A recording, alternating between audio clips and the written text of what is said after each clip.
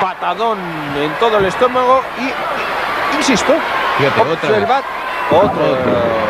Pero vuelve a insistir, pero tiene suerte en esta ocasión Tito Santana porque ha salido mal parado el enterrador. Mira Pablito Terrores, con la que se ha dado cuenta y trata de alentar a su pupilo. No os perdáis a partir de ahora ni una sola escena.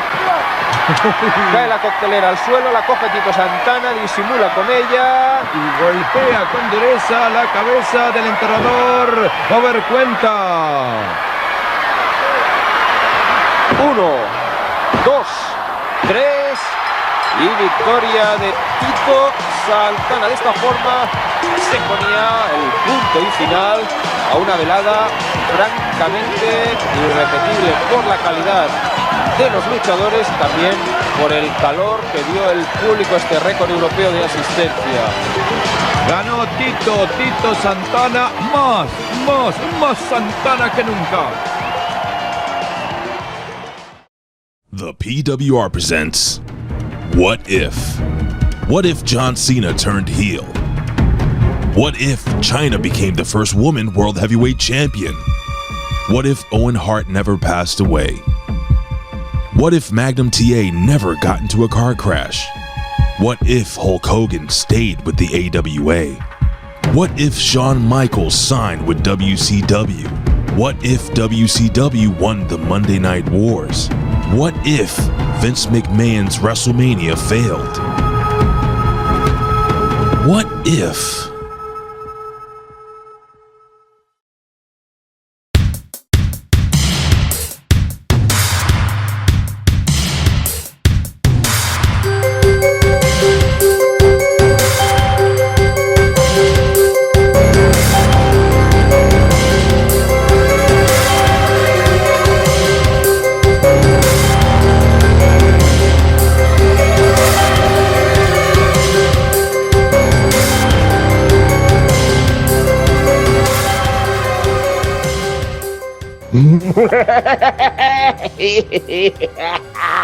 What's going on there, Reflectionites?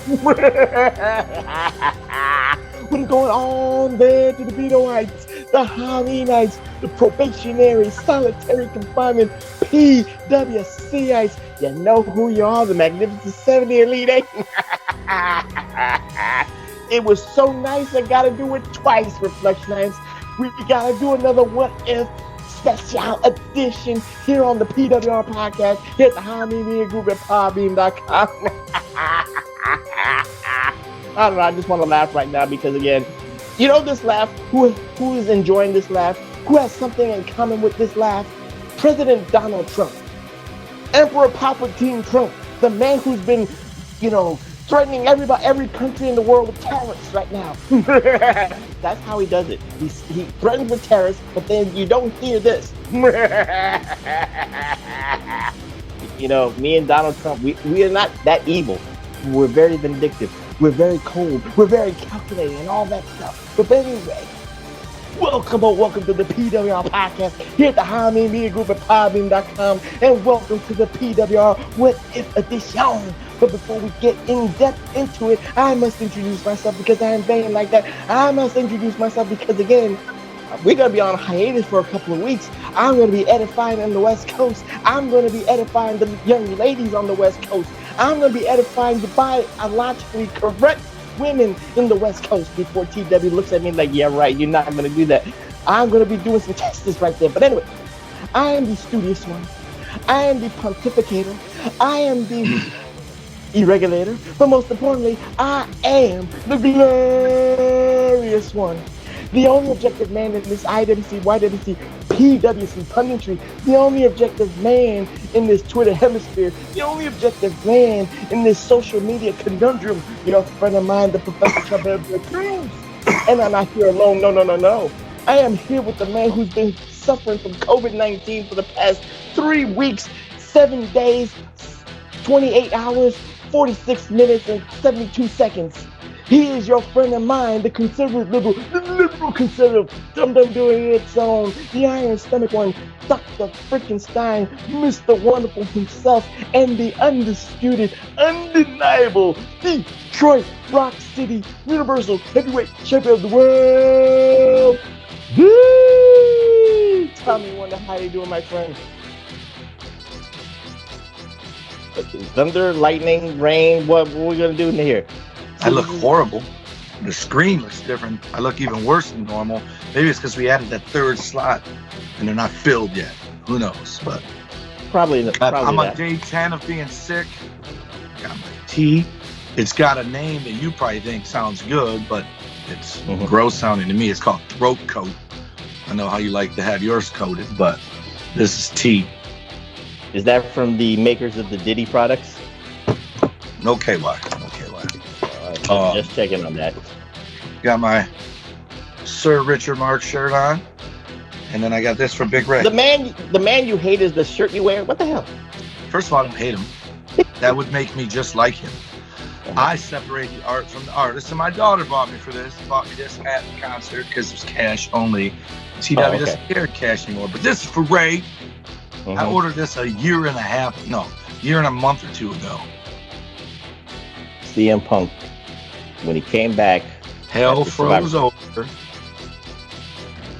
Wait, you ordered that a year and a half ago and you just got it, or you was just holding it? Because it's what Mattel does when Cody made his return at WrestleMania. That's where this figure right there is from. And then Logan Paul right there. When they make their debut, they put it up on Mattel Creations, and they have a 1 week window. However many people buy it, that's how many they make, and they don't make any more. Oh, okay. So it's more of an investment. But I'm saying you invested in that.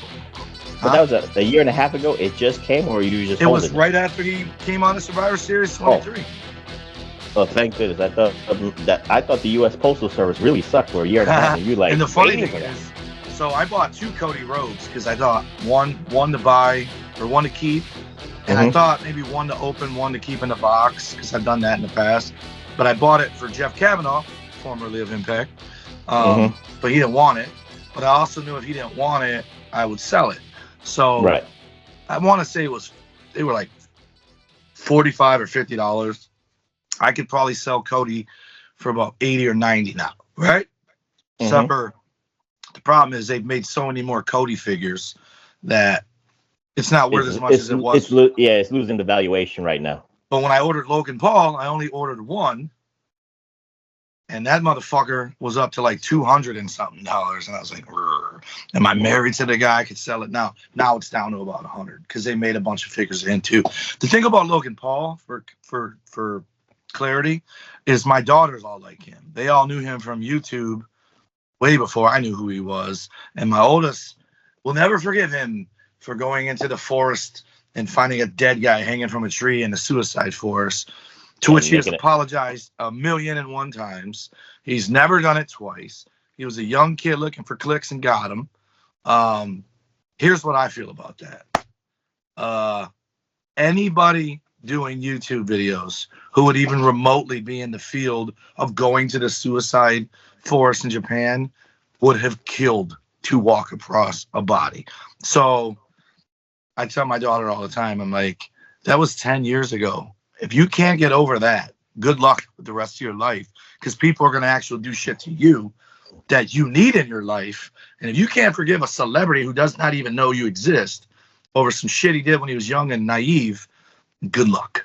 But for people that still hate him for that, they're the same people that hate Trump. They're the same people that live in the basement of someone else's house, have Cheeto stains in their dick from playing video games and jerking off and eating Cheetos and watching wrestling. And then go on the internet and they're political experts. That's the same people that hate Logan Paul. It's Twitter. Everybody's an expert on something, so it is what it is. But I got something to ask you about. You always, whenever I bring up current wrestling, you try to get it off, right? No, I merge it with the topic at hand with what we're doing. Right. So you understand. There's a reason we talk about current wrestling, right? Like. We try to equate what if what happened that we're talking about 30 years ago happened now, or what if what happened now happened 30 years ago. So recently online, I saw someone complaining about all of the old school wrestling podcasts that talk about the current product. And all I thought was, first of all, why would you complain about that? Like, just ignore it, right? But to complain about it, even if it was a roundabout way to compliment the OVP podcast, which God bless them, that's all they do is old school wrestling. But here's the problem. At some point, you have to create new fans, because the people that want to hear about the shit we're talking about are going to die, like a lot of the wrestlers that we talk about. And then they just get disinterested. Yeah, they just get disinterested about it because you can't rehash the past. You have to merge today with yesteryear and then create a hybrid. My hope is that if maybe someone is listening to our podcast and we're talking about old stuff and we mention something that's current, and maybe someone who isn't watching wrestling goes, hey, that was pretty interesting what they were talking about. I want to turn it on. Kind of like our boy JB, who tells us all the time he doesn't watch current wrestling, but because of us doing the, what did he say, the podcast we did made him watch it? I think it was the What If. The What If Beefcake? No, the Jake the Snake one, yes. And he said he couldn't wait for the What If on Beefcake, which just came out. Well, by the time this is out, it came out last. So that's the point, right? And it's like, first of all, also we're trying to have fun. And you and I like old wrestling, or we wouldn't be watching wrestling now, which we also like current wrestling. So this is great therapy to watch current wrestling, because then I can go back and be like, look, this is as cyclical as can be. This is what they do, and try to copy from the past that works, and try to implement it to today's wrestling Reflectionites. It does go hand in hand if you got the right people behind the scenes doing it. Right. And I also believe sometimes when we talk about stuff and go back and revisit it, it's not as good as we remembered it, right? And that's partly because we were looking through it with different eyes, but also some of the stuff today is better. There's no doubt that some of the stuff today is better than some of the stuff back then, and there's still some of the stuff back then that we miss, and we wish they would bring it back. It's why NXT's next show is Vengeance, PLE or whatever the fuck it's called. It's why they bring back War Games. It's why they bring back the WWF Winged Eagle.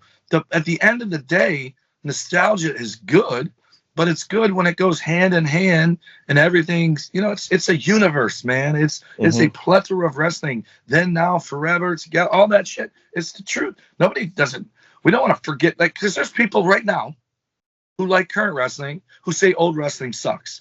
And there's one thing about them that we all know when they say that, besides the fact that they're idiots. It means they weren't alive for it, so they can't relate. Everybody's subjective to what they like. If you're a traditionalist, you like the traditional stuff. You like the old school stuff. If you're a person that just wants something new and the evolution, that's your bag of tea there too. So it is what it is. It works in sports. It works in politics. Some people's mindset is just dogmatic to one thing, and that's what sucks right now. That's why I always say tribalism is a motherfucker. But anyway, let's get into this special TW What If edition before I go out to the West Coast and edify those biologically correct ladies out there. But it's very important that we have to talk about the hyperbole. Post out, you mean? No, biological. They were born a woman.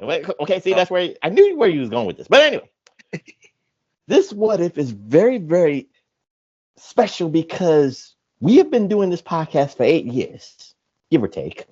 And TW's always said certain things on a podcast, whether it was, an episodic, whether it was a what if, whether it was a spotlight and all that stuff. So this subject actually goes with what TW has constantly have said over and over and over. And we'll get into that in a couple of minutes. But TW, like last week, when you have the kayfabe commentaries, you go on the YouTube, you find out, some golden nuggets of information that maybe you never knew about. And a lot of people, including JB himself, knew about this particular scenario that happened. I kind of remembered it vaguely here and there. So I said, you know what? Before I go out to the West Coast, let's do another what if, because, it doesn't hurt to do what ifs. It sounds so nice, you got to do it twice, TW. But anyway, the golden nugget information that we got was, like I said last week when we were doing the outro. And this is about Bret the Hitman Hart, Reflectionites. The best there is, the best there was, and the best there ever will be. This man was going to be groomed to be the next, big thing in WWE after the big guys like Hulk Hogan and Andre the Giant and the Ultimate Warrior because of the steroid scandals and all that stuff. Vince McMahon wanted to go to a different realm with the athletic people, the smaller athletic people like Bret Hart and Shawn Michaels. Razor Ramon got a little bit of the steroids, but he was more athletically gifted and all that stuff. But again, neither here nor there, TW. But Bret Hart was one of those key figures. And they groomed him right, not the Diddy groom, but they groomed him right when in SummerSlam 1991, Reflectionites, he became the new Intercontinental Champion, defeating Mr. Perfect. But a lot of people were dumbfounded, TW, with why did Bret Hart, after all, climbing that mountain, if you will, TW, to get that Intercontinental title, the workhorse title, you and I would have been like saying, oh my God, all the matches he's going to have with that belt. He did, with Shawn Michaels and all that stuff. By December of 1991, Bret the Hitman Hart inconspicuously loses the title at a house show to the Mountie. They booked it like he had 103-degree fever, and he fought against doctor's orders and got his ass kicked by the Mountie, and the Mountie became the new champion. However, most people in the IWC did not know this little Wrestling Observer nugget from Dave Meltzer. Because again, if you was reading the dirt sheets, which was the small 100 few TW, you knew this. I did not know this because I had, my information was from the Slammer in the Daily News, but neither here nor there. But Bret Hart was in contract negotiations with the WWE. His time was coming up and all that stuff. So of course, what are you going to do? You're going to see the competition. You're going to see if you can get another offer and all that stuff. Long story short, Bret Hart almost jumps to WCW in 1992. He would have left after just becoming the Intercontinental Champion, losing that title, and then going to WCW and all that stuff. So TW, with that being said, all the logistics I put in there. This is why we have to do this what if. We already talked about what if the screw job never existed in 1997. But this is actually a bigger what if because a lot of variables really would have changed the course of wrestling history. Would have changed maybe the direction of WWE, would have changed the direction of WCW. What if Bret Hart himself jumped to WCW in 1992? And TW, those parameters mean a lot of things because one of the biggest parameters is in our intro for the audio Reflectionites, TW. I gave him the clip where Tito Santana defeated The Undertaker in Barcelona, Spain. And people may be like, Professor, why? TW, please explain to the Reflectionites what you've been saying for the last 8 years about Tito Santana. This is why we did the what if, because this is one of those hyperboles, those variables with this what if. That was a question? Yes. Let me put on my thinking glasses. There you go. So here's the thing. First and foremost, Bret goes in 92. It changes everything, right? Mm-hmm. But it's not the beginning of the NWO 4 years earlier. That's not happening. Like, Mm-hmm. I honestly, long and short of it, I think if Bret goes there, Bret doesn't decorate my home. He doesn't decorate, the Hall of Fame. I think if he goes there in 92 that's before he won the world title, right? Or right before. Mm-hmm. So if he doesn't win the world title and goes there, he's TV champion, U.S. champion at best, and will never, ever become the guy he became in WWE because, frankly, WCW didn't know what the fuck they were doing in 1992 at all. So if they didn't know what to do with him in 97, they certainly wouldn't have known what to do with him in 92. Mm-hmm. So this is, again, one of those big hyperboles and variables, TW, because, again, that's a great point. Bret Hart wasn't Bret Hart just yet. He was starting to be Bret Hart. So from that standpoint, in 1992, if he jumped Reflectionites, TW might agree with this, Bret Hart would have a new term for himself. What is that term we use? Untapped potential, because we can see the untapped potential in Bret Hart because of the technical skills, the technical prowess that Bret Hart had. What the fuck? Technical. Jesus Christ. That COVID-19 has really got rotted your brain. I think Anyway, I'm at COVID 21 at this point. Oh. Is what COVID-19 2.0. How's that sound? Better? Wow, that's weird. Because COVID-19 was in reference to 2019, right? Yeah, that's what it was. And they're still calling it COVID-19? Yeah. It's never mutated for 2025, so makes you wonder. But anyway, TW, there's another hyperbole here because we have to at least speak about this other elephant in the room. You've been talking about this for years on the PWR podcast. You would always mention it, you just filler it in. So we got to use that what if right now. The Tito Santana card. Like I said, Tito Santana, because like you kept saying all this time, all these years on the PWR podcast, they were deciding on that international expansion. It was either going to be Tito Santana and the Spanish market or Bret the Hitman Hart and the Canadian market. And again, like I said, in the intros here, TW, I gave the Tito Santana defeating Undertaker, Barcelona, Spain. So this way the people be like, why is the professor doing this? This is one of the what ifs. What if Bret Hart leaves in 1992 for WCW and then they give Tito Santana the ball? They give Tito Santana that push.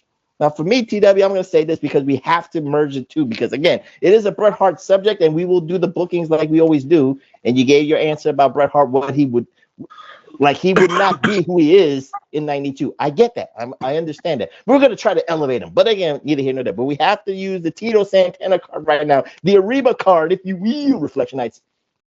Tito beats Undertaker in Barcelona, Spain. 20,000 Barcelonians go crazy for Tito Santana. Tito Santana is ready for the big time. Tito Santana could be ready to become the WWE champion and all that stuff. Yes, he would have been the WWE champion, but I don't think he would have had let's say, the Bret Hart run. I can't see Tito Santana being a 5-time WWE champion, even though it is the 90s and all this stuff. I say maybe twice, and that's enough for me. So what say you, TW? Because again, what say you about the Ariba card? If Bret Hart leaves in 92, they have to pick Tito Santana and the Spanish market, the Mexico market, the Barcelona, Spain market, the Honduras market, the Guatemala market, all that stuff. The border wall market. You know what I'm talking about. What say you, TW, about the Tito Santana Ariba card? I think Tito, first and foremost, full disclosure, my very first favorite wrestler ever. Mm-hmm. First wrestler ever made me feel sadness when he lost the championship to the cheating Macho Man Randy Savage. But I believe Tito as WWE champion would have been a flop. And really? I believe the reason being, first of all, I'm not sure if he is or isn't, but I would say the eyeball test would have me looking at Tito and thinking he's at least 5, maybe 10 years older than Bret Hart, right? Mm-hmm. So even though he was in Strike Force for a little bit, he didn't have that Tiger Beat shit that Bret Hart had, right? So he lost it. He lost the Tiger Beat cuteness factor. Yeah, I get especially when he's running around with that fucking mariachi band outfit. But I know it was a bullfighter outfit, but yes, he just didn't have it like that, right? And I think, unfortunately. Oh wait, hold on. I hate to cut you off. Hold that thought, but you just said something that I forgot about, the El Matador gimmick. Yeah. You think that probably would have been one of the reasons why I don't see him being a 5-time WWE champion like Bret Hart is, because of the El Matador gimmick. That's why I said maybe 1 or 2 reigns at the most. Go ahead, right. Debbie. I'm sorry about that. Right, but he was wearing that gimmick by then, right? When he beat The Undertaker? Yeah. No, not yet. Oh, okay. Because I know he lost. That was Shawn's first victory as a singles wrestler at WrestleMania. It was Tito. Mm-hmm. And he was El Matador. Mm-hmm. And he had like pink and green instead of pink and black. But also, I think, as far as the world goes, Tito spoke perfect English, obviously. I think he was an American, by the way. But yeah, he going for that Spanish market, I don't think would have gotten them what they wanted in reverse, going the Canadian way, which also, most of the free world speaks English in some form. Not that Tito wouldn't be speaking English, but you know what I mean? Like, if they catered to the Latin feel, if you will, it's not going to spill over into Germany, England, Ireland, and all that. Whereas Bret, he didn't come across as Canadian. He just came across as plain, right? Like universal, I guess would be the word. Whereas Tito would come across as very specifically tailored toward, kind of like the old 80s WWE, where Hogan was supposed to be their Irish guy, San Martino was their Italian guy, Pedro was their Puerto Rican guy, all that stuff. And I think that's what he would have ended up being. At most, would have been Bob Backlund. The Mexican Bob Backlund. He would have been Bob Backlund because he wasn't that exciting either. You know what I mean? He had exciting matches, but other than Arriba at the end of his promos, it was kind of like white collar. I'm sorry, not white collar, blue collar. Fucking all business was him. Whereas Bret was kind of like, look at me. I'm going to tell you I'm the best there ever was. And then I'm going to go out there and show it by proving it. Right. That Bret had that modern, cocky, we've survived the 80s. It's the 90s now. So I don't think Tito works. So I think what inevitably happens is I don't think we ever get heel Shawn Michaels. I think if they saw it in Bret, they saw it in Shawn because they saw it in Bret through Shawn from the Rockers and Hart Foundation matches. And I think Shawn becomes the big baby face. Or maybe because of what Shawn did, becoming the Heartbreak Kid and doing what he did, they probably would have done the you wouldn't have Yokozuna. You probably would have had Shawn Michaels being that first heel champion. Yoko probably would have been. Was it Shawn 93? 92. It was 92. Yes. Well, then he wrestled Tito in 92 WrestleMania, and he was El Matador. Yeah, that's what I'm saying. That he wasn't El Matador yet. No, he was. Yeah, he was El that's not. Yeah. Again, the split of what Tito was, he was Vince McMahon said, Reflectionites, and this was December 91, January 92. I'm just trying to give that logistics, TW. That Vince McMahon said Tito needed a rebrand. And the El Matador gimmick, and Tito said, I need to go back to my roots of Mexico and all that stuff. I remember those vignettes. His idea? I don't know if that was Tito's idea, but, Tito needed a paycheck, and Tito said, fine. And again, remember, this is where Vince McMahon's arrogance was like, you know what? For the 90s kids, maybe they will, they can understand a Matador gimmick. They can't just a plain Jane Mexican-American wrestler. It doesn't work. I don't know why. It worked for me. It worked in the 80s. Yeah, but we watched it thinking it was real. We weren't. And then along comes the Warrior and Sting and Undertaker and all these guys with these larger-than-life fucking characters. And you know what I mean? Like even I'm just saying it worked in the 80s for Tito to be the Intercontinental Champion then, so it should have worked in the 90s. But again, that's just sport, is what I'm saying. Yeah, right. Well, I think it could have worked if they kept them in that, but that's just hindsight right there. But neither here nor there. But I guess you and I, TW, agree he can't be he would never have been a 5-time WWE champion. He wouldn't have took Bret's maybe main eventing SummerSlams, main eventing WrestleMania. He would have main evented only maybe one WrestleMania, maybe in 93. Jey Uso's main event one. I'm just saying. I don't know. Anything's possible. Anything's possible. Anything's possible. But like I said, I think maybe Shawn Michaels would have been a champion quicker than expected. It wouldn't have taken him a couple of years after the fact. I think they would have went. They would have went full-blown heel HBK as a WWE champion, maybe even before the Yokozuna. Well, maybe Yokozuna, and then HBK would have chased Yoko and defeated Yoko and all that stuff. Maybe that's where you turn Luger babyface through Yoko. Yeah. Turn. Shawn wasn't slamming that motherfucker, but right. So with that being said, TW, let's go back into Bret Hart because I don't want to turn this into a Tito thing because again, that's no disrespect to Tito. But before we even try to do the booking, because again, we have to make it make sense. We got to try to give Jim Herd, we got to try to give Eric Bischoff some money here. Let's look at it from the standpoint of Bret Hart again, because if he leaves in 1991 for 1992 purposes, in 1997, TW, there was not a bidding war, but remember that they were floating that number like $7 million. Eric Bischoff offered Bret Hart $7 million a year or something like that. I forget the numbers, but you know what I'm saying. Or $3 or $4 or $5 million a year, whatever the case may be.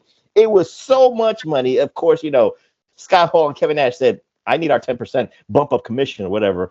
Hogan's like, I need my 10% bump up commission, all that stuff. TW, I'm not trying to be jokingly here, but he ain't getting $7 million a year in 1992. What say you, TW, about that at least?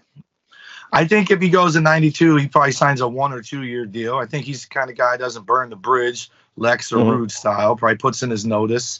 And I think he goes there. And honestly, Hogan got there in what, 93 or 94? 94. 94. And do you remember how hokey they rolled out the carpet for Hogan? It was just cheesy. Like, you talk about piping and cheers for Goldberg, they were piping and cheers for Hogan because there was none. That parade was kind of weird. Everything was about it. I don't even think Bret gets all that parade was choreographed for Hogan, but yeah, I get what you're saying. I don't even think Bret gets all that. I think Bret just shows up on WCW Saturday night and beats Brad Armstrong is what I think happens. And Jesus Christ. Here's the thing a thought that popped in my head, but I don't know if he survives long enough to be a part of this. But Bret, I think, would end up down there being one of the guys with Benoit and Ray and Eddie and Perry Saturn. I think Bret ends up being one of those guys, other than the fact that he was a couple years older than him. But he definitely, or Jericho. Maybe he leaves like Jericho did with the, because that's what I think inevitably. If he does make this move there, I think he goes there. I think two things happen. One, he doesn't hate WCW the way he hates it now, right? I don't think they would have botched Bischoff wasn't in charge then. It would have been Jim Herd. It would have been Bill Watts and stuff like that. So, but I also still think the people that were running at 92 were fucking idiots. So yeah, it was very. 92 is probably the peak WCW trying to be WWF 2.0, right?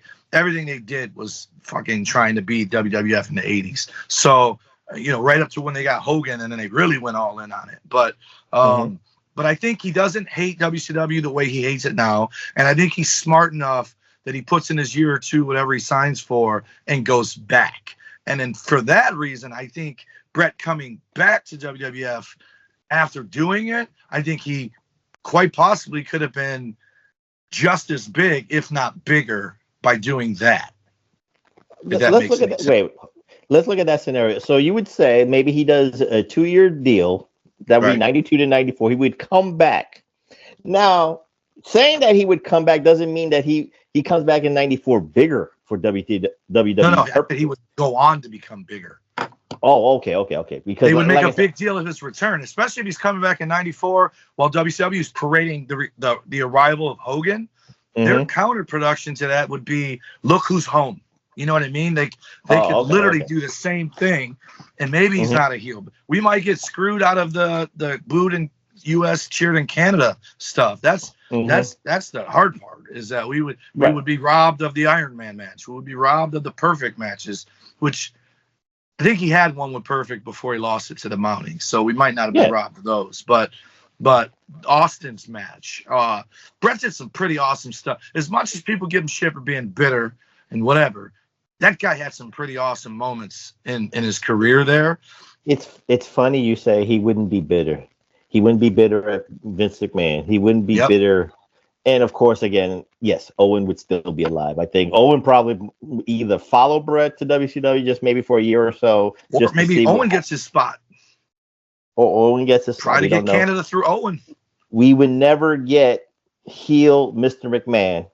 We probably would never get Austin 316. We probably would be stuck with the Ringmaster. We wouldn't get Austin. So again, it is what it is. So TW, let's put a ball on what we would lose out here. What would be the biggest loss? Again, you like the cheered in Canada, booed in US factor. Greatest thing ever.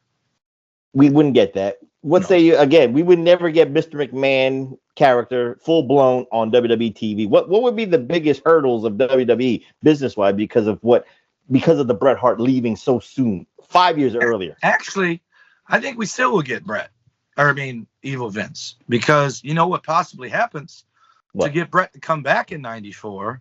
He gives Bret money earlier than he did in 97, 98, whatever year that was, where he broke the bank to keep him. We put out a second mortgage on his house. So let's say everything else happens the same way. Bret comes back, Scott Hall leaves, Kevin Nash follows, NWO 83 weeks happens. Vince has to screw Bret sooner to get him out of the deal because he's hemorrhaging money. So we might get a better WCW run the second time with Bret, because they would have at least been familiar with him from 92 to 94. And if he comes back in, say, 96, early 97, bam, they know what they got now, and he's hot. You know what I love, Reflectionites, because TW is so sneaky about this. Because again, just like last week, he just never wanted to see the Warrior not get the kind of run that he deserved. He never wanted to see anything. So I'm hearing all this. I'm like, yo, he just wants to do it quick. He'll find a way to get Mr. McMahon back. He'll find a way to get the heel Canadian and anti-hero and all that stuff. He wants to get it back. I love you, TW, for that shit. You always sneak it back to what it was. Because you always want to come back to that. But again, neither here nor there. So, TW, with that being said, let's see if we can do a scenario here for Bret the Hitman Hart coming in January of 1992. And kind of like, we'll do what you said. It'll be like that 2-year contract right there. We'll see if he can. Let's see if we can legitimately make it so that Jim Herd or Bill Watts or Eric Bischoff will be like, look, we cannot let him go to WWE in 1994. We got to break the bank because he has done it. We got to make him some money. We got to make them some money, TW. Are you ready for that kind of challenge? Yeah. Yes. All right. So the hardest thing I think for you and me is to validate that this is a big fucking deal. Because the difference is with WCW, even for something simplistic as Mean Gene Okerlund debuting in WCW, if you remember in 1993, and Bobby the Brain Heenan debuting a couple of months later, I'm going to use those two as examples. Their name, the stock in their name alone got a huge pop.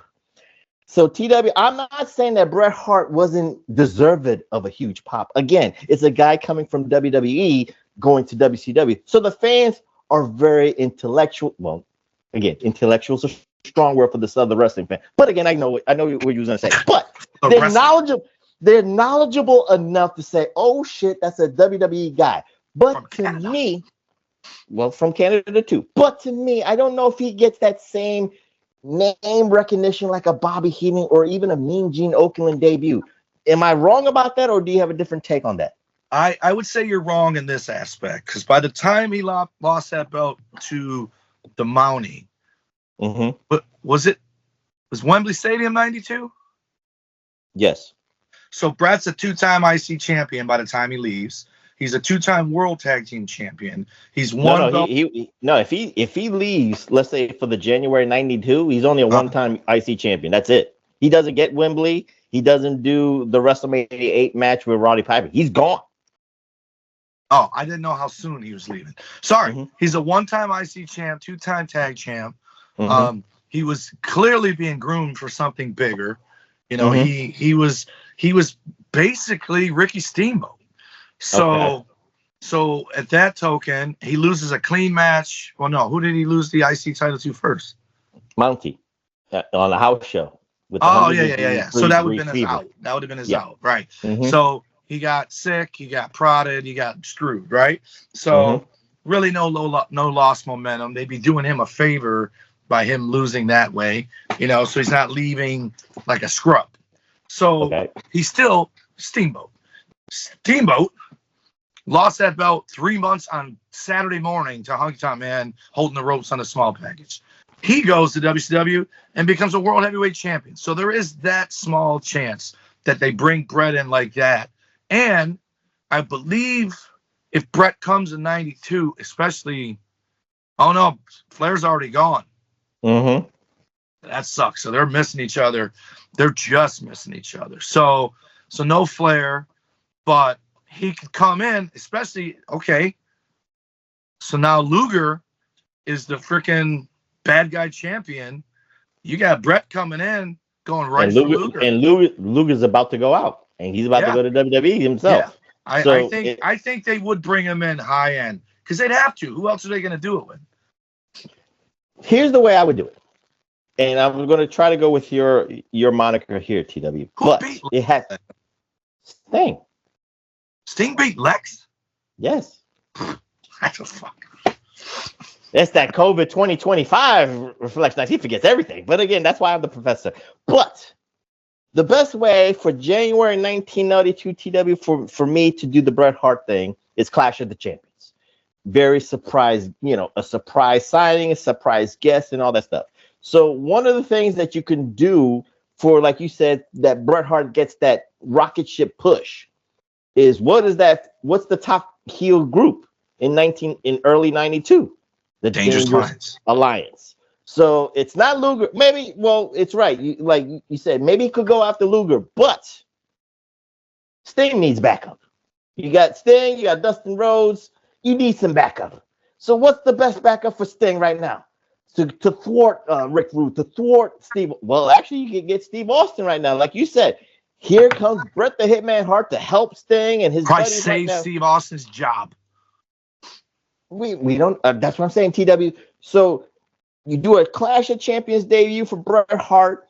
Mystery partner comes out in a robe with a giant dragon head. No, you don't do that. That's a scorpion head. Because then all of a sudden it's like, oh my goodness, it's the master of the sharpshooter teaming with the master of the scorpion deathlock. They're Team Scorpion. A pink and black scorpion? Yeah. Oh, Jesus Christ. That's WWE hokey as it is. No, but that's yeah. WCW was what they would do. Need I remind you of Oz? Yeah, that's why you don't want to do that. Just keep it simple. But they would have. I'm not talking about Shockmaster. Dropped this thing and had a machine gun. I'm not talking about Shockmaster debut like he falls on his ass, he busts his ass through a wall. I just want to simple. The curtain opens and then you see Bret Hart and all that stuff. And then you see the pink and black and all that stuff. And the fans go crazy because they know they've seen him from WWF television and all that stuff. Sting's got some backup. They thwart off Rick Rude. They thwart off Arn Anderson, Sabisco, and Steve Austin right there. So that's the way I would do it. A Clash of Champions debut, maybe a 6-man, the mystery partner like Sting, Dustin Rhodes, and a mystery guy against like the Dangerous. Even better if Dustin's there. Why? Because that's who Steamboat team was with the stupid dragon head. Yeah, that too. So, again, it's the wars right there. So TW, you like that? You like that debut? At least that's something comparable. Yeah. But then I don't do the pink and black hoodie thing. You can't just do Ricky Steamboat and then you just do a couple of months later a pink and black. It was 3 years later. No, it was 3 months later. If you talk about that.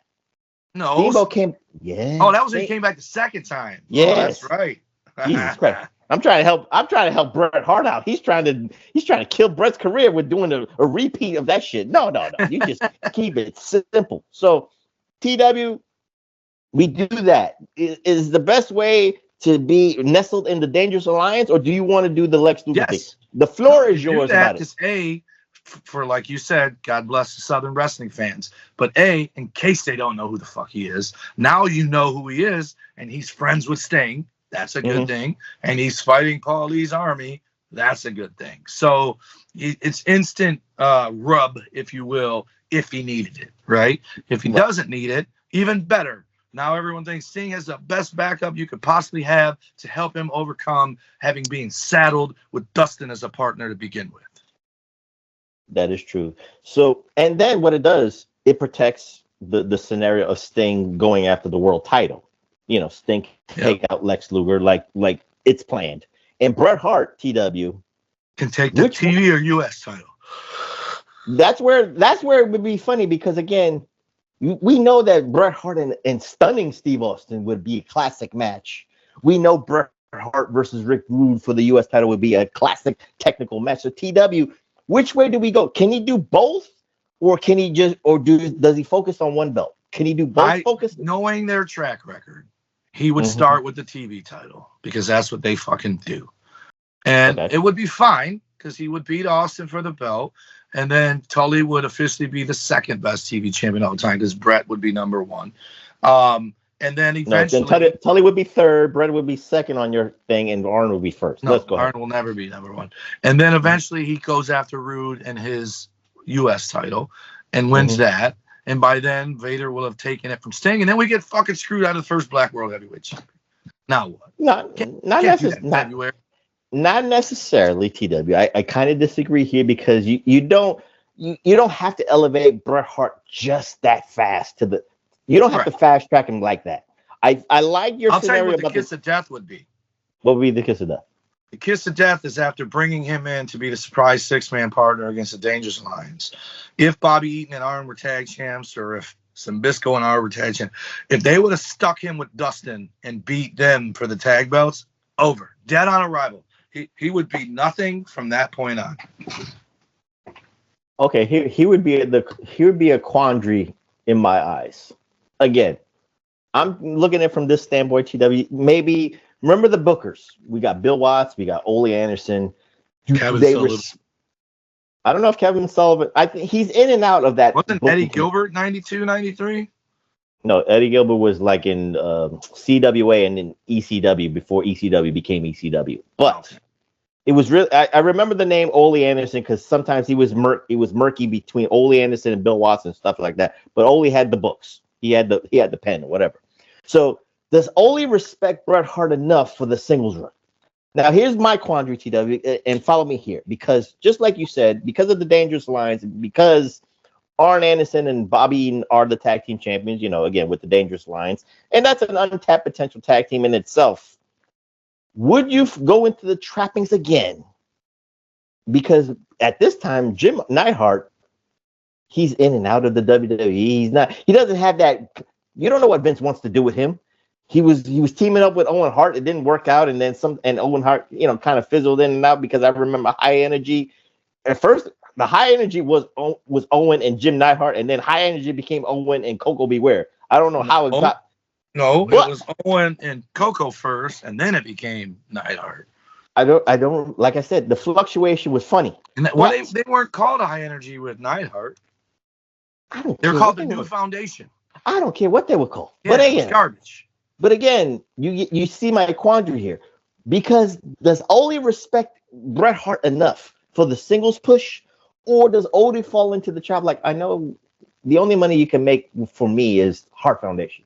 So why not just bring Jim Hart and just relive the magic with the Hart Foundation in the 80s? And you could have the Arn Anderson, Bobby Eaton program. And then you never know, the Hart Foundation against them, Hart Foundation against the Steiner brothers, Hart Foundation against Dr. Death Steve Williams and Terry Bam Bam Gordy, because the tag team division was actually not that bad in 1992 TW. So what say you about that quandary in my eyes? I think it's awesome for us as a fan, but again, robs us of the Bret Hart singles career. I don't think Bret would want that.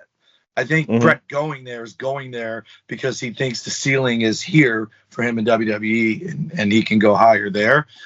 There's two ways you can look at it. If Ole is the guy, if I'm not mistaken, Owen Hart was in WCW doing jobs before he was finally the Blue Blazer, right? In 88, yes. Before he went back to WWE in 89. Right. So you would think Ole being 107 years old, he probably has some ties to Stu Hart. And you think he would be aware of what he had, right? But if he wasn't with Owen in 89, 88, and Owen was kind of making a name for himself in the magazines from being in Bad Company, I think with Pillman, or was Pillman with the other Owen was kicking ass in Stampede Wrestling in New Japan in the 80s. New Japan, right. Yeah. But then you had Pillman and the other guy were Bad Company, Bruce Hart. Or the other blonde Hart. Yeah. So they were kind of making their name, and they got Pillman and they pushed him. Then they get Owen, and they kind of started doing that like they did with Pillman. And then it was just nothing. Then it was just a job guy, I think. At least that's what he looked like. And so if he dropped the ball with Owen, you would have to think that he wouldn't know what he had with Bret. However, Bret would be coming there not from Calgary, but from a IC title reign, from a two-time tag team champion reign, from the guy who was being pushed as that mid-card working man's champion, the Macho Man, the Steamboat, the Santana, Perfect, the Rude, the Warrior. I think he was the working man's guy, but he's coming from something bigger. His resume is bigger. So I fear if he bypasses the TV title and goes right after Rude's U.S. title, which would make more sense. And then he's got the U.S. title. Dustin can take the TV title. Or you put Steamboat in there instead of Dustin. Steamboat takes the TV. Bret takes the U.S. Sting wins the world. Those three dudes are all happy. They all got gold. They're not jealous of each other. And then eventually down the road, Vader takes the belt from Sting. And then Bret elevates to go after Vader. But if Ole just immediately was Ole and didn't want to push him because he was a WWE guy, then you have a problem. Yeah, that's why I said that's the quandary, because again, Ole would be like, look, Hart Foundation will make me money. The tag team division can make me money. And then like I said, we can do a re-debut TW. It wouldn't be Bret Hart not only coming into WCW in 1992, Jim Neidhart would be coming in, and With then the Jimmy. Hart Foundation with Jimmy. Well, not Jimmy Hart, but the Hart Foundation can come themselves, and again, they can right now.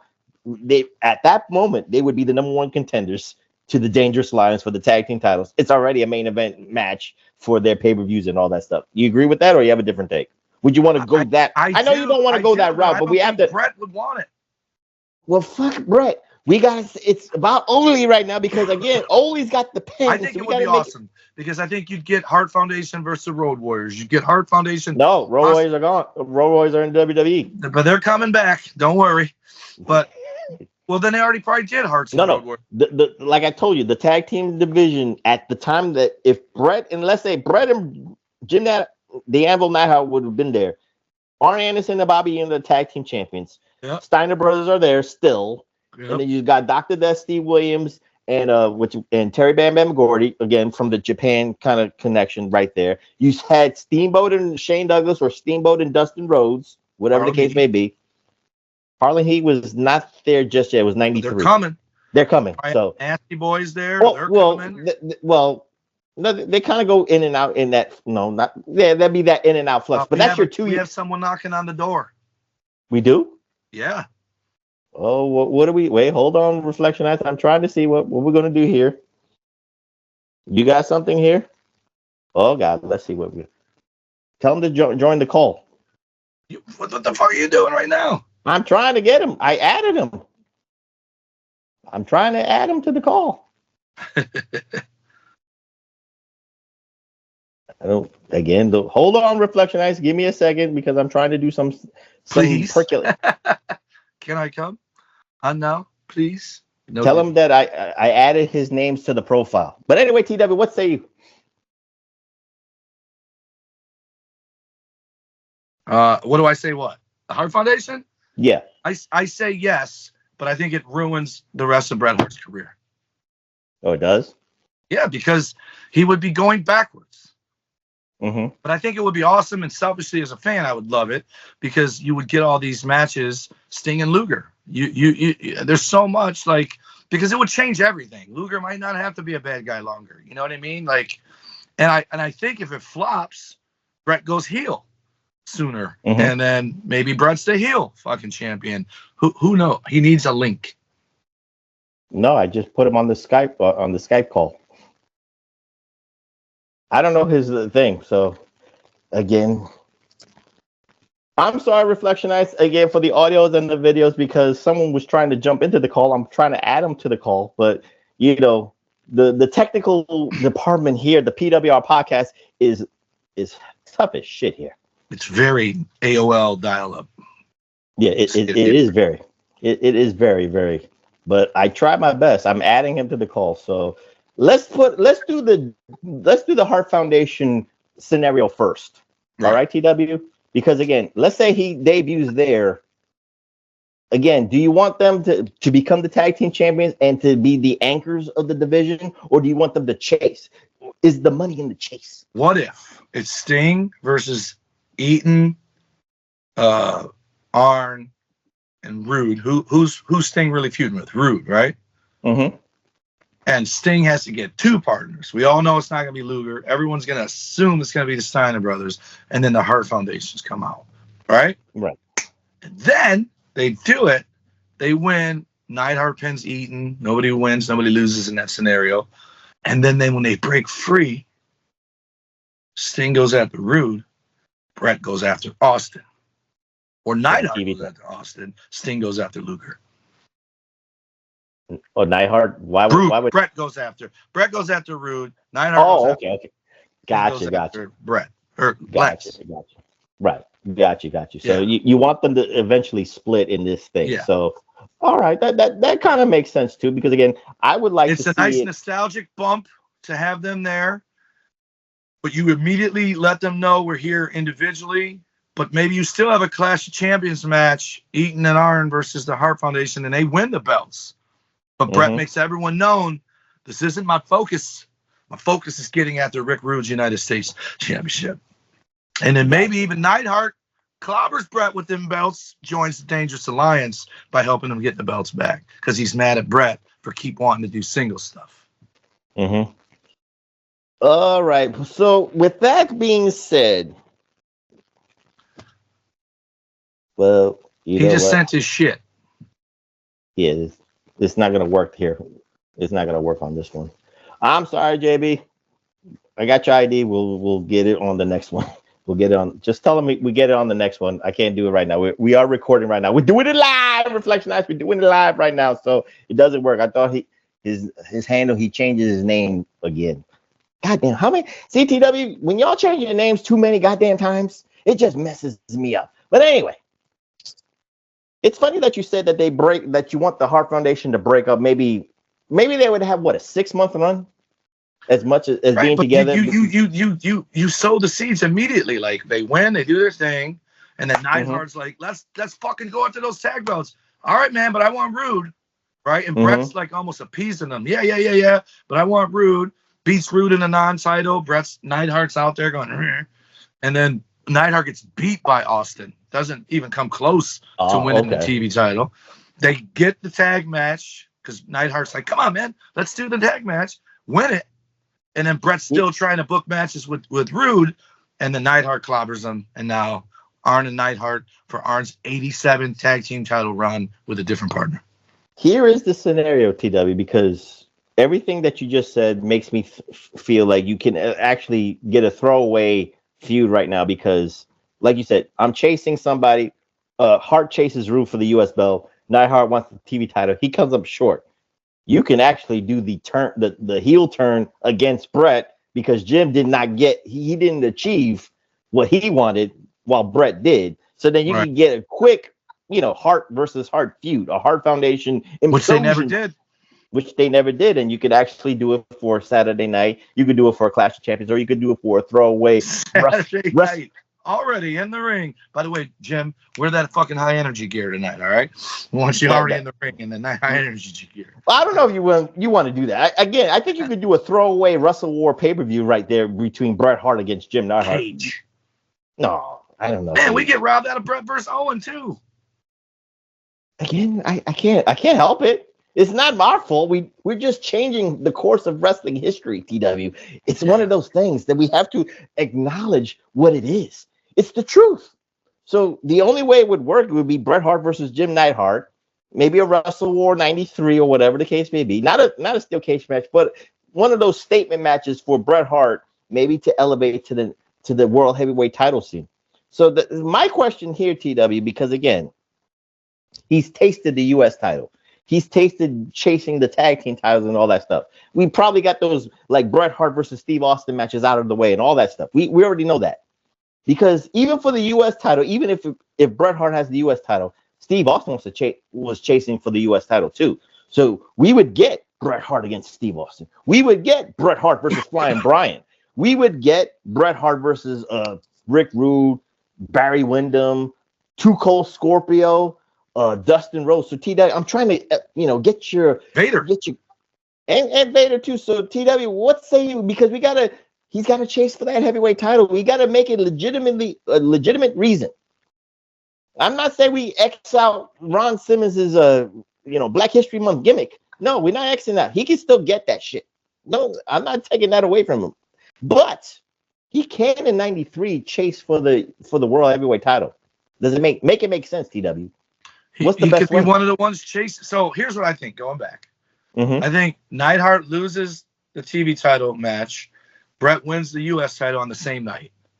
He's still kind of like, come on, man. We beat him in that match with the 6-man. Let's go for the tag belts. So as U.S. champion, Bret and Neidhart challenge on a Clash of Champions, not a WCW Saturday night because that makes it obvious. Right. Clash of Champions. They challenge the Dangerous Alliance, and Barry Windham, Lex Luger way. The whole time Bret's whooping their ass, and he finally tags in Neidhart. Neidhart comes in and just potatoes him with the U.S. title, puts Bobby Eaton on top of him. They win. Neidhart's now a member of the Dangerous Alliance. And it's like, that way you don't take the belts from those guys. Would have been nice to have them as their accolades as being former WCW and WWF World Tag Team Champions. But This is how you do it. And then you have him when he's fighting Luger or Vader or somebody for the world title. Neidhart cost him that. And then it's U.S. title, Neidhart versus Bret Hart. For what? The U.S. title? Yeah. This way, Bret got a little run against the world title. He's now out of the way because of Neidhart defending U.S. title. You get Sting takes it from Luger. Vader takes it from Sting. Ron Simmons gets it from Vader. How long did Ron have it?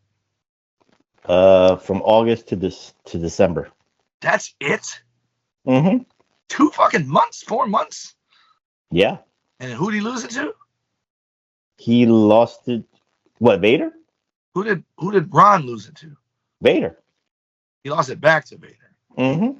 Okay. So then Bret Hart takes over from there and goes for it after that. Yeah. Have him lose to Lex. So Lex builds up his portfolio. Sting beats Lex finally. Sting loses to Vader. Vader loses to Simmons. Simmons loses to Vader. I'm sure Sting beats Vader again after that or something. But have Bret do it instead. And now you're coming up. Now you're coming up on that second year. If he's not winning the world title, he's out of there. He's got to win the world title to keep him. So, okay, he's in the second year. So, let's say UTW, what's the best way? Is he chasing Sting or is he chasing Vader? What's the money for? He's definitely chasing Vader. Okay, so the best way for him to chase Vader is Vader takes out Sting. Maybe with that rib injury, with the avalanches, the splashes, the power bombs. You can't do that. It's almost like the Hogan thing that he did in WrestleMania 9 in reverse. Hey, that's my buddy. That's my guy. Right. So technically, TW, that would be what? He comes in 90. Oh, that'd be 94. That would be the whatchamacallit, the Hulk Hogan problem. Because that's where Hulk Hogan's coming in. Right. We got a quandary here, TW. We got to make this make sense. Can you imagine if they did that shit there with the Giant? Or no, the Giant came after Hogan. If they did that shit there and then Hogan came in and won it there that way instead of WWF, Bret would be on the first plane out of there. Yeah, again, it's a quandary, TW, because again, by the time Hogan comes there, Flair's back. Yeah, Flair's back in 93, so you get your Bret Hart versus Ric Flair match. Yep. And you get and they could be fighting for the NWA World Heavyweight title. What? Wait a minute, we might have like a special the little guest. Engine that could. Is somebody there? Because I added him onto the goddamn call. He's been begging. He's been pleading. It's a run-in. It's a run-in. It's a run-in and the show's almost over. So welcome back to the PWR podcast, JB, the prodigal one. JB, how are you doing, my guy? You kind of fucked up my recording here, but anyway, neither here nor there. Well, what say you? How you doing? I apologize, boys. It's my fault. I'm doing great, man. I'm doing great. How you guys doing? TW, Professor, how you guys doing, man? We're doing make great, it rain man. Up in here. No, don't make it rain, TW. I don't want you to make it rain. But don't worry. I want to hear your guys booking. Oh, we already booked. It's very hard to book Bret Hart in WCW in 1992 because there's a lot of variables here. So, JB, the floor is yours because if he comes in January of 1992, the best way for Bret Hart to debut is the Clash of Champions scenario. So, JB, the floor is yours. What would be the best way to have a run with Bret Hart in 1992 in WCW? Actually, this worked out beautifully because I don't give a fuck about WCW. I've always been a WWE guy, so I booked what WWE would have done during that time. If you guys don't mind, can I tell you guys what I think about that? We definitely didn't do that, so go ahead. Make it make sense and make it make money. Right. Well, I don't know about that, but I'll let you guys decide on that because you guys are the ones that draw. So here's what I'm thinking. So Bret, and you guys can correct me if I'm wrong. He would have left in, I believe, like September or October of 92, correct? No, he would have left in December of 91 and kind of came into WCW in January or February of 1992. Okay, that's fine. So what I would have done was I would have done everything WWE did. Flair winning the title, all of that would have been the same. So Bret would have never had the title run. Flair would have won the title at Royal Rumble. They would have did the whole SummerSlam thing they did.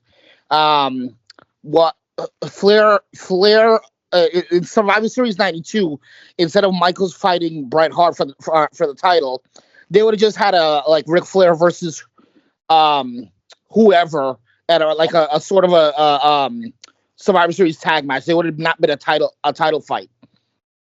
It would have been very hard because again, there's a lot of variables here, JB. So it's hard with the booking. So again, for Bret Hart, everything for Bret Hart in WWE 92 that we miss out. We would miss out SummerSlam 92, which would be the big thing that elevates Bret Hart to the next level, because the match he put on with Davey Boy Smith, Wembley Stadium, Reflectionites, in front of 80,000 people would never happen. British Bulldog would never get the rub of getting the belt, and Bret Hart would never get the, let's just say, the seal of approval from Vince McMahon saying, you know what, I can get you. I think I can make you money as the world champion. That's the problem. So, Professor, I don't want to question you, right?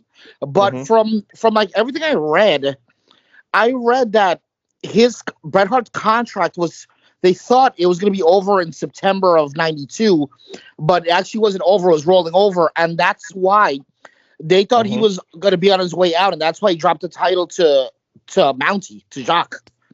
Right, but that was in '91. That was '91. No, he dropped the title to Mountie in '92. 91. Trust the professor. Oh, it was the end of '91, right?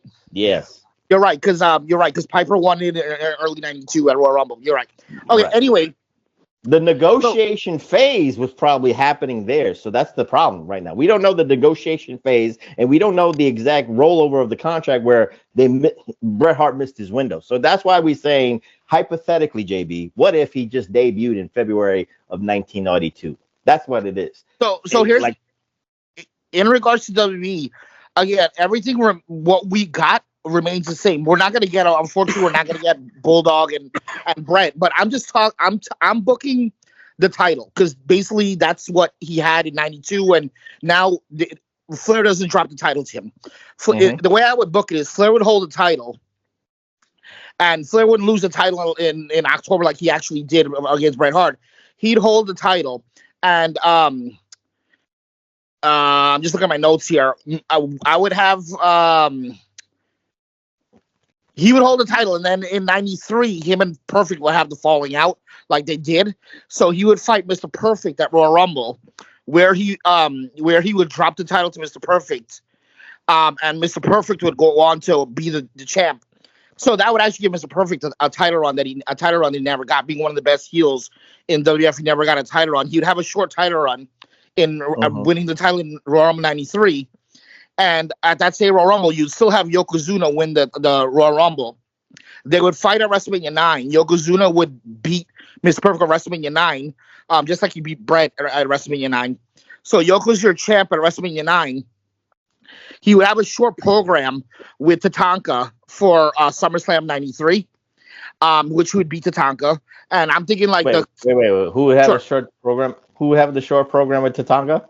Yokozuna as the because Yokozuna is not the current champ, and I'm thinking it'd be like Yokozuna being Japan, Tatanka being Native American. It's like you're getting America and Japan, that type of thing, and he's a Native American. He's going to defend his homeland, type of thing.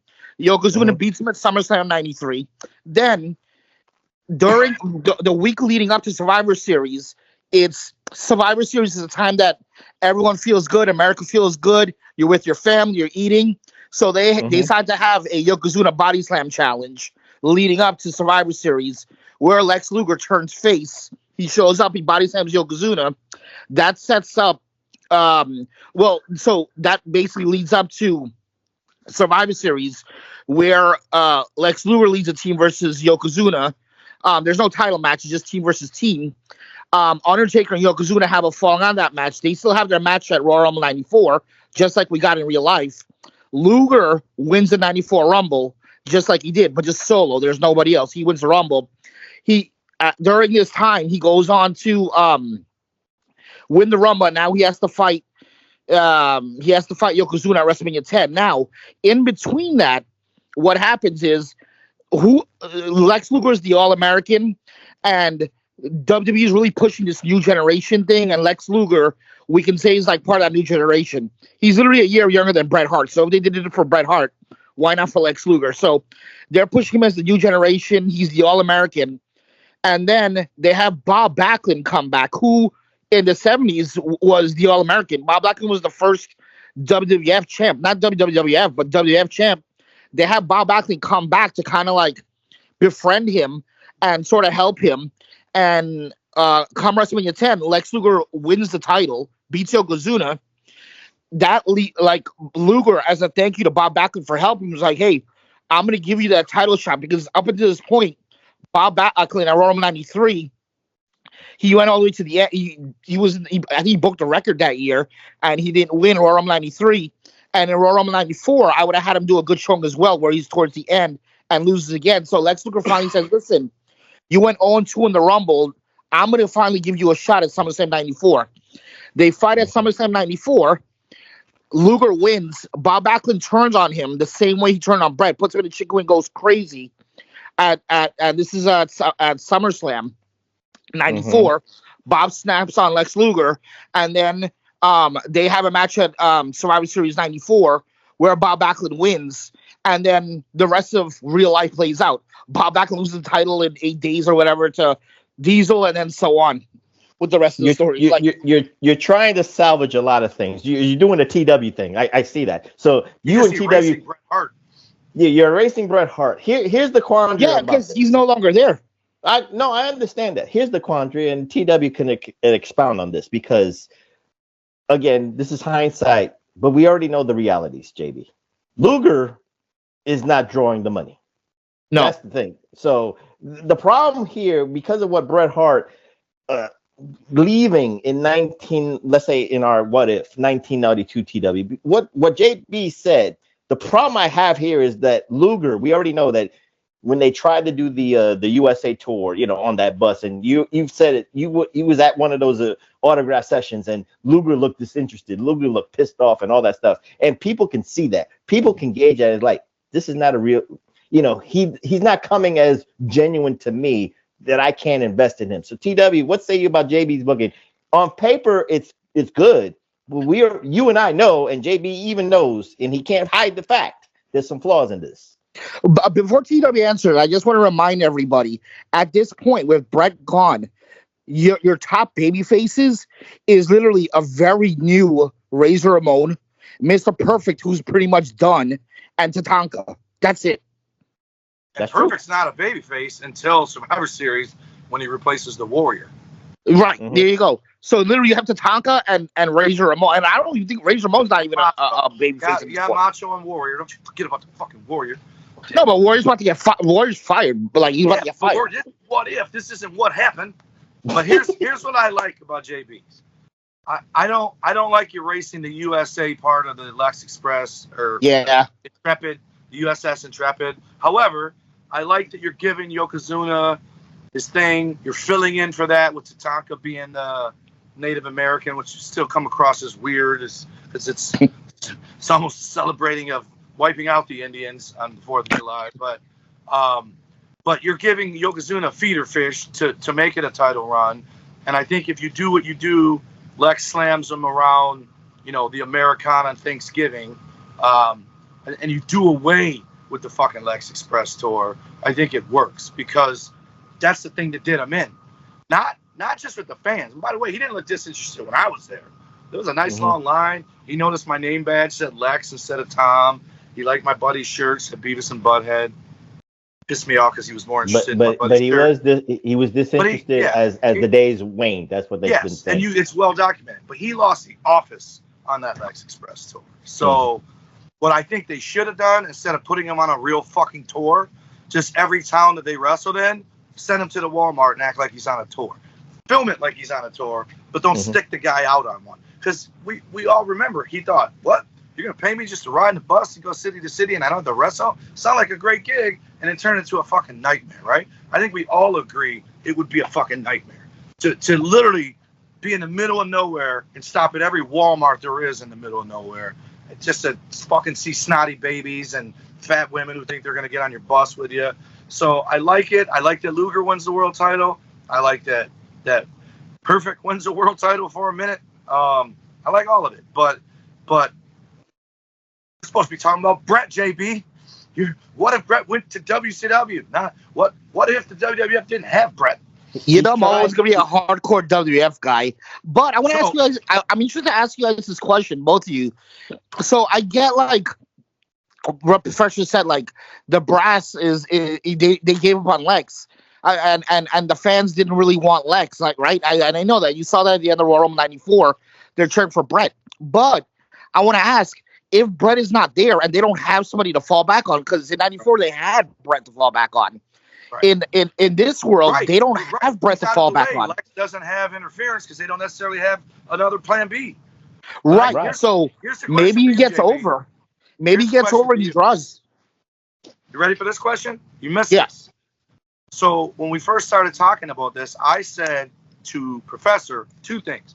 If Bret goes in '92, he doesn't have the bitterness towards WCW that he has now. Because even though they didn't know what the fuck they were doing in '92 either, it wasn't Eric, as Professor politely pointed out.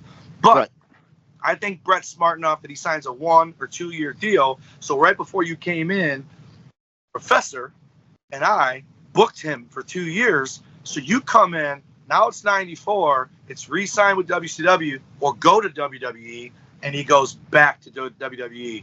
What are you doing then when he comes back in January of '94? The exact thing that happened. Because let me tell you, some of the most monumental shit, in my opinion, like Bret Hart. I'm being biased because Bret Hart's my favorite wrestler of all time. But that Royal Rumble moment, that Royal Rumble moment when Owen Hart kicks his leg out of his leg, and Bret Hart shows me the Rumble. I don't think I've ever popped so loud in my life, because I legit nice surprise return too, Royal Rumble '94. Yeah, so and he wins the Royal Rumble. Even do the same double like double winners, whatever. I would have not changed a thing. Like book it the same exact way. Now, because I'm not really proficient. No. It wouldn't work. The only way that would work for television purposes. See, this is where the Professor has to come in and save, because I understand the fandom that you have, JB, but. For, let's say, the 2 year gig that TW said, the 2 year contract he does with WCW and then comes back. The only way it would work for him to come back in '94 is Owen Hart is trying to do his thing. Owen Hart is trying to chase for the belt. Or the Intercontinental belt. Owen Hart is trying to create the legacy, and then it even surprises Owen that Bret comes back. Then your kick to the leg works. Then the bitterness and the jealousy works. But it doesn't happen at Royal Rumble. It has to actually be a slow burn to WrestleMania. You don't have to do the certain things. You get what I'm saying? You can build the drama for TV. It doesn't have to be for the belt either. Bret Hart doesn't even have to win the belt. But you're elevating Owen Hart to the next level. He hasn't won it yet, so he's got to win. He hasn't won anything. Why doesn't it be that when he comes back with the bitterness and the jealousy that Owen Hart, you can see it in his eyes, like, you just came back while I'm working my way up and building my shit. I like that. You're taking that away from me. That's already a feud in itself. What if they had booked let's say a tournament, for example, and the winner gets the number one contendership for the tag titles at Rumble, and it's Owen Hart, let's say Bruce, for example, and they end up getting the finals. Bruce gets injured. Owen doesn't have a partner for Royal Rumble '94 tag match. We don't know what's going to happen, who's going to show up, and then Bret's the one that shows up to partner him. They end up losing, and Owen Hart's pissed off because Bret cost him the title, and we get So you want Bret to return and lose? Yeah, but it's not like he's not getting pinned or anything. No. The best way for him to return would be a surprise entrant in the Royal Rumble match. No one sees it coming. He could be, remember like the AJ Styles in 2016 when he debuted? Everybody goes crazy that the Canadian hero is back. But Owen Hart has got to be number one. He's got to be the number one entrant. And he's as surprised as himself. He didn't even know that Bret Hart was coming back. So now you see that all that coming in, and you see in his eyes, you can see the jealousy. That's why I say slow burn build, JB. I know your mouth is wet for all the stuff that you want Bret Hart to get, but I'm trying to make some money here. Owen Hart, you can, and when Kevin Dunn, that Beaver Kevin Dunn pans that camera to Owen Hart, it's that look like, what the fuck you doing here? You're not supposed to be here. And then, of course, they might embrace, they might hug each other, and then, of course, they team up and try to get some people out. But then that one moment, Owen Hart says, nah, not on my watch. He throws Bret out. He eliminates Bret Hart from his quest to become the champion for WrestleMania. And, of course, Owen doesn't win. You can still do your Luger thing, but you already planted the seeds of that jealousy and disdain that he has for Bret Hart. Like, you can do your tag team scenarios. You can do the Quebecers and all that stuff. You build the building blocks of Wrestling Challenge. You build the building blocks of Superstars or Primetime Wrestling or even a special Raw, TW. What say you? Again, that's the way you can build Bret Hart coming back in 94. What say you, TW? That's perfect. Bret comes back. Everyone goes crazy. Everyone except Owen. But it's not obvious. It's more of that side stare. Kind of like that shit. JB's a big movie guy. Spoiler alert. They keep showing Alfalfa, or whatever her name is, but her little sister in the wheelchair is the one getting fucking hot in the background, who's going to end up being the big heel in the end. By the second one is my prediction. But I've never seen no play, and I never read no book called Wicked, so that's just my guess. Owen could slow, and I love the slow burn. You build it up, and Bret's first WrestleMania back, he's not thrust into the title situation. He's wrestling Owen. Same thing, and Owen wins. Bret doesn't want to fight him. He could just take over right where he started off, but it would just play out differently. He wouldn't be a former world champion. So, but everything's the same, but a slow build. And you could even do Lex winning the Rumble instead of Bret by Lex being powdered out and Bret thinking he won, but Owen knows he didn't. Runs out and distracts Bret by saying, you won, you won, you won. Then Luger gets up and then dumps Bret while Owen's distracting him so he can claim he didn't do it on purpose. And then finally, when the turn happens, he can say, I did it all on purpose. I hate your stinking guts. And you're always trying to put me in your shadow and all that. What about me? Well, JB, before anything, because we're almost out of time here. I just have JB, one last thing to add. No, if you don't mind. I have a question for you, and this is sure. from your notes. Because I want you to at least because you wrote some notes down here. I remember this here. Yes. But I want you to expound on this because this is something very big. Again, in the beginning, we talked about the international market. We talked about it was either going to be Tito or Bret Hart. So, JB, what say you give your point of view about the international market? If Bret leaves for WCW in 1992, how would that affect the business money, the business end of it for Vince McMahon in trying to expand into the international market without Bret the Hitman? You don't have to book. It's not about booking Tito. Right. Not about booking anything. Just the business end of it. Right. So my last piece of stuff that I want to talk about is similar to that's part of it, and it's the things that, in my opinion, we may not have gotten had Bret left in 91, as you're putting it. So number one, that great WrestleMania 10 moment where they lift him up and that's how WrestleMania ends. That's one of the greatest moments ever. We don't get that. I don't think Owen Hart elevates as high as he was if Bret Hart leaves in 91. Because I believe their feud is what really elevated him to that next level. So I don't think Owen Hart gets to that greatness. I don't think we don't get that 1994 Royal Rumble finish, which is one of the best Royal Rumble finishes ever. We don't get that. We don't get all of Bret Hart's tremendous matches, Bulldog in 92, and we could go on and on and on and on. We don't get Bret Hart at his peak, like 96, 97, when he's with the Hart Foundation.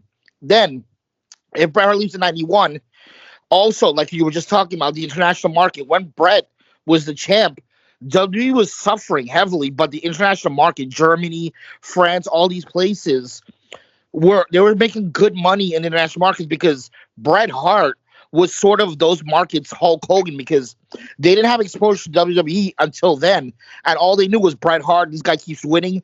They came in after Hogan, so Bret Hart is really their Hogan. So he was doing really well in the international markets, probably more than anyone had ever done up until that point. So he kept them floating in terms of business alive. You don't get that. With him gone, that's gone. Because Tito Santana is not going to draw like Bret Hart, in my opinion.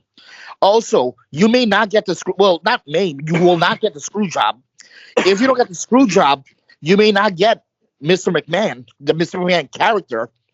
If you don't get the Mr. McMahon character, and I know I'm going to get a lot of shit for what I'm about to say, but if you don't get the Mr. McMahon character, is Steve Austin as good as he is without that foil of Mr. McMahon there? If you don't get Steve Austin as good as he is, do you have an attitude era? If you don't have an attitude era, does WWE lose the Monday Night War with WCW? That's all I'm saying.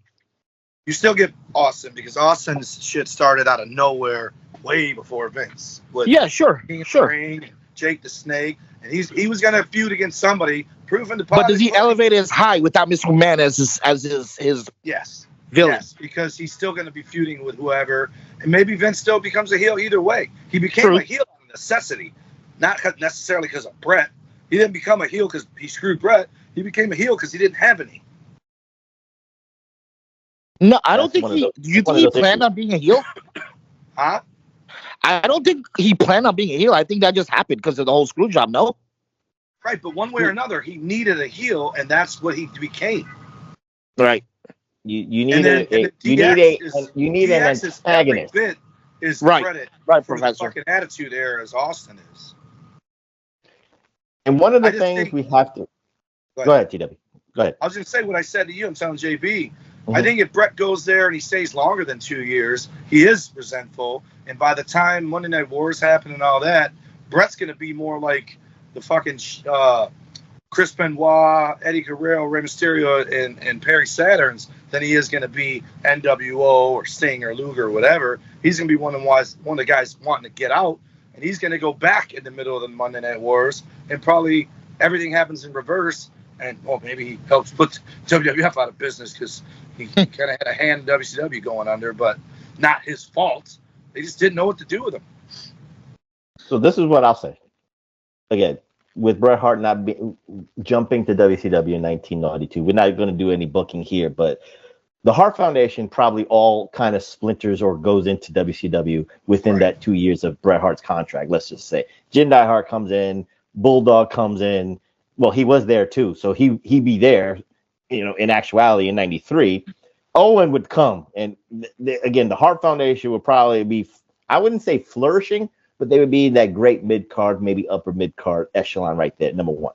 Number two, all the stuff that we are saying in hindsight, we just don't know. I can't give that definitive answer about Mr. McMahon. That character could have came or was a necessity, because again, the Mr. McMahon character did not start in 1997.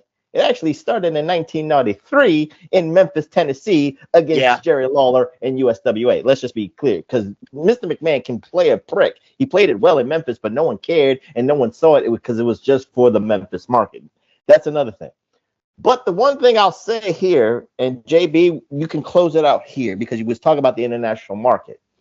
And I see that you love Bret Hart. I can hear it in your mouth, in your voice. It's almost like it's a Diddy love. But again, that's just real men wear pig, bro.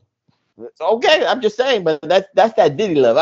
I'm not judging you. I'm not judging you. Pause. But, I ain't pausing. You pause. But anyway, stop it with the thumbs up, TW. But JB, close this out with the Bret Hart scenario, because again, one of the big things that TW said that I agree with is the bitterness is not there. So we don't know that maybe Bret Hart might jump back and forth like Lex Luger did. He goes from WWE to WCW and all that stuff too. So what say you, JB, with that scenario? Because again, there's no bitterness towards Vince McMahon. There is definitely no bitterness towards Hulk Hogan because he didn't take his spot yet. He was trying to elevate his spot. So I'm not saying book it, JB. I'm just saying the scenarios. Again, I think Bret Hart would actually be more engaged with the business end of it. The only person he might have bitterness in WCW at the time that he would be there would be Ole Anderson, maybe Bill Watts, because they'll be like, do you not respect what I could become? I could be that untapped potential and all that stuff. I could be the main eventer. And maybe that would bring him back home, as TW would say, in 94 to the WWE. What's the JB, and we can close this out. I'm trying to understand your question. Are you asking me like if I think it would have worked in WCW, like his run? Yes. Would it work? You don't have to book it. Would it work? No, I'm not going to book it. But what year we're talking? When he originally went? January 92. There is no way in the world that Bret Hart goes to WCW and he's the Hall of Famer he is today. And I strongly believe that because I don't think they would have known how to use him properly, which is a lot of issues we had with a lot of people. Like mega stars like Sting and shit. Yes, Sting was probably one of the very few people they got right when you think about it. Everything else, like the guys were made in NWA and shit. Besides Sting and Goldberg, who the fuck did WCW make really? DDP. That who? DDP. Come on, bro. Lex. DDP's a fucking mid-carder. He made himself. He made The himself. guy into had a main a fucking event. moment. The guy had a He moment. did. won the world He did. title. He did. Okay, fine. But Nobody's DDP, sustainable, if that's your point. I agree. DDP Goldberg and DDP Goldberg and who's the other person I said? Sting. By far, Goldberg and Sting are top two guys, and I think they dropped the ball with Goldberg as well. But they don't make talent, and that's a big problem with that's a real problem with anything. With WWE too, like you gotta make stars. So you don't think Goldberg- Bret Hart? You don't think Bret Hart would make it? You don't think Bret Hart would be I the think Hall Bret of Hart Famer has in the your eyes? talent, but I don't think they would have known what to literally what to do.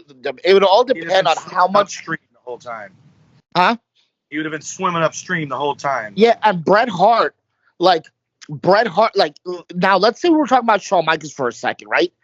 I would say Shawn Michaels would have been able to flourish better in WCW than Bret. And the reason I'm saying that is Bret Hart can create a quality match, but I don't think Bret Hart a quality match. But I don't think Bret Hart has that creativeness in terms of storylines like Shawn Michaels or some of these other guys that could create great storylines. Bret can create a great storyline for a match, but not and it like Bret if Hart they give. orchestrated the greatest storyline in the history of the business, being cheered in every country and booed in U.S. That's Bret. All I'm saying is like if they give creative control, let's say they gave creative control to Bret, I don't even think Bret would have known what to do. I would say he would be more old school, where Shawn would be more new school, and so I agree that Shawn would do better. But I still think Bret would take whatever they gave him and make lemonade out of lemons, you know. But it still would have been uphill. I think he would have great matches and everything. I don't think he would ever be like the Hall of Famer that he ended up being. Well, again, he got shoved aside that's for Sting and Luger like everyone else did. that's why we do a what if. But this is the funniest what if because we talked about Tito, we talked about Lex, we talked about everybody else, but the subject matter was, and we talked about Perfect, but the subject matter was about Bret Hart and jumping to WCW. The answer, and I'll put a bow on this, is that TW would be miserable because we wouldn't get the Bret Hart, Mr. McMahon things. JB he probably would have quit watching WWE and WCW altogether. He just would have said, fuck it, I'll just watch the NFL. I'm just going to download funny porn on AOL. There you go. That's what he would have done. So that's the answer right there. So with that being said, you would have watched ECW sooner because Bret would have ended up there. You think? I was watching ECW. If he went there and bombed out, he'd have if Austin had to go to ECW before coming to WWE, then Bret would have had to go back. I would have been like, oh shit, Bret Hart's in ECW. I would have actually been awesome there. He would have been awesome in ECW. I don't think Bret would ever go to ECW though. Like knowing how he is. He would have. Yes, he would. You think so? No Calgary Stampede to go back to. He had no choice. He would because Paul Heyman would have respected his family, his legacy, and before Benoit would have jumped to Nitro, he would have had a match with Benoit in ECW. That's a guarantee. And with that being said, we close on this special What If edition on the PWR podcast here at the Hameen Media Group at Podbean.com. And again, we'll be off for 2 weeks because the professor is edifying the masses on the West Coast, edifying those biologically born women, all that stuff. So, JB, give out your social. And, this better not be a hit it and quit it because TW does not like being rejected like that. So JB, give out your socials and see where they can find you. They can find me on Twitter at the P1JB. And yeah, man, I just really want to thank both of you guys for giving me a chance to come on and shoot the breeze with you guys. I miss doing this. I definitely want this to be a thing again. I'm like my juices are going, and now you tell me where you guys are gone for 2 weeks. Well, remember one thing: be prompt, be on time. I got you. Okay. Well, you're the owner of your company. You can set aside a block of 1.5 hours. I will. I appreciate you guys having me on, man. I really do. this has been fun for me because it's always me and him staring at each other. And I don't know if it is for the same for Professor, but your audio sounds different. It sounds like we took a caller, is what it sounds like. Yeah, like, it sounds like a call-in show. It Right. works for us. It really works for us. So clean you your gotta give out the show. your ugly face on here with our ugly faces. Yeah, Baby I got steps, TW. Baby So, steps, TW. Baby You steps. can, the Pro Wrestling Coalition Network sponsors us at PWC Network at Podbean.com, as well as Hame Media at Podbean.com, HMG at ChannelAttitude.com. Our show is on X at PW Reflection. You can follow Big Ray on all social media platforms, including Grindr at Big Ray Hernandez. He's live every Wednesday on YouTube at the Next Level Podcast. You can find me on X and on Instagram at TommyWonder19. Snapchat is NumberWonder. Facebook.com/Tommy Wonder. And my other Instagram and TikTok, my other X and TikTok are at the Tommy Wonder. And you can follow Big Vito and Noel at Big Vito Brand on TikTok, as long as there is a TikTok. And if this gets uploaded by that slow-ass motherfucker, A-Track Brown, this will be on the PWSL YouTube networks. Follow my brothers in arms, A-Track Brown, the dirtiest of the city, the king of the reactions at the number 8, TRAC Brown, and of course, Billy Ray Valentine at Obi-Wan You Know Me. And you can follow me on my Twitter at PWSL Prof, that's PWSL Prof. Follow me on the Blue Sky. I gotta find my Blue Sky social. That Hold should on. be dead in 6 months. You're wasting your time. No, What Blue the hell is Sky. Blue Sky? Blue Sky is the Exactly. thing. Blue Exactly. Sky. You It's can the follow me on the liberal revolt from X. What is Blue Sky for real? It's the Yeah. liberal revolt from X. Shut up, Professor, PW. you let me down today. You can follow me on pwsupros.bsky.social. That is gonna be the social event of the century. I do all this stuff on the Blue Sky. But anyway, you can follow me there. And of course, again, we'll be back in about 2 weeks, give or take, because I am on a hiatus. I am edifying on the West Coast. With that being said, I'm the Professor. That's Mr. Wonderful, WWE its own, the Iron Stomach one, TW Tommy Wonder, and of course, the special call-in guest, the prodigal one, JB, saying good night, and we'll see you next time in about 2 weeks or so, maybe 2 or 3 weeks tops, on the PWR podcast at Tommy Media Group at Podbean.com. Peace. It ain't working, man. At least say something. Boom. TW did give a Grindr account. That's